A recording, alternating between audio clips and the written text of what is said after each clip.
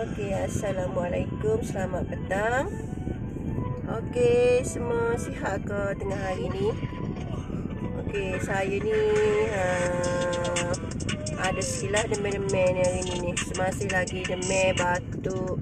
Biasalah musim apa panggil? Virus coronavirus ke? Okey, saya ada satu tips kepada yang batuk-batuk semua-semua tu. Dia gini, kalau kita beli satu biji lemon, lepas tu kita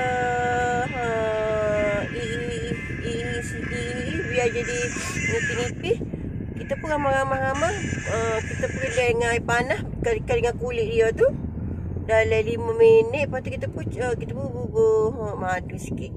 Lepas tu tunggu biar dia macam rata kacang rata. Lepas tu kita minum. Alhamdulillah lah dia rasa macam lega sikit. Sebabnya lemon dengan madu ni dia boleh macam cai kahak-kahak kita tu. Lepas tu untuk kita buai-buai kahak tu dia jadi macam teh lah batuk tu. Dia untuk batuk budak pun boleh buat. Kita bagi minum ke budak.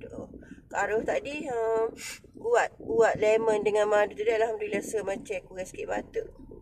Tak ada rasa macam batuk-batuk. Malah rasa pedih tekuk, pedih dada macam batuk. Ini teh sikit.